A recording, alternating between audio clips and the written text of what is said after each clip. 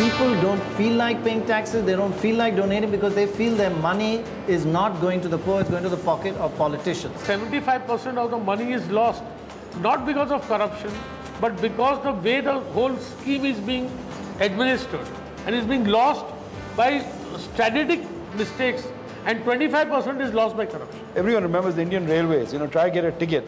Now you go to the counter, it's a computerized system, so corruption is minimal. People are smart enough to understand that a lot of options are going to get closed for those who make money. Their time has come and this time has come. Hello and welcome. We are here in the library of St. Andrew's College in Bandra in Mumbai, one of the top 5 colleges inaugurated by Mother Teresa herself. Wonderful college, and I must thank the librarian. Thank you very much, man, for letting us use your place and ruining your happiness. And the principal. Thank you very much. Thank you very much. Now, this show is about the economy, the budget, and how to make money. All that these youngsters want to know from our 4 panelists is how they're going to make money this year. And let me tell you, you can't get a better panel. Ramesh Damani, one of the most respected, I have deep respect. So Jhunjhunwala, who has made more money than all of you put together, will make. The thinking man's crumpet, Sujit Bhalla, and of course, Abhay. God bless you all, and please tell them how not to lose money at least. Right. Okay, first question is, in a nutshell, we'll just do a quick startup.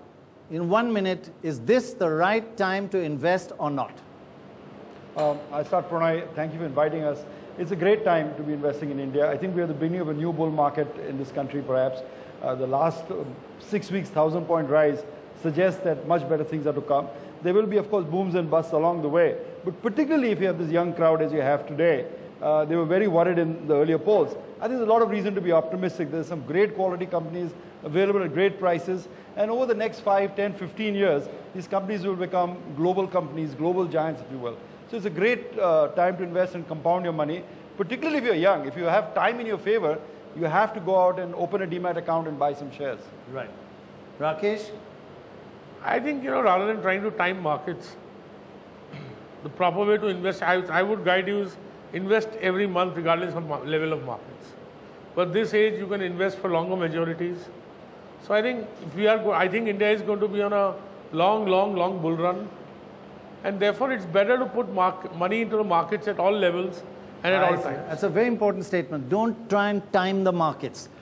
Enter at every stage, little by little, in a longer-term perspective. Do it in a uniform manner. Take a systematic investment plan. Because I think we're going to have a long bull market. And there are going to be corrections, so we're going to invest in the rise, in the drop. And I think average will invest at the average level of the market. I think that will be more safer for the average person.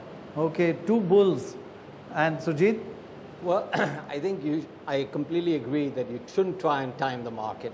But if you are Indian, you are particularly fortunate because I believe this is India's decade in terms of economic growth, in terms of economic performance, and in terms of its markets. And the real advantage, if you haven't invested, is that the last 4 years, the market has gone absolutely nowhere.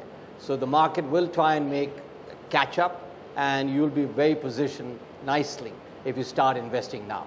But do not time the market. I think this is crucial. In the first opening word, I've learned something. Don't time the market.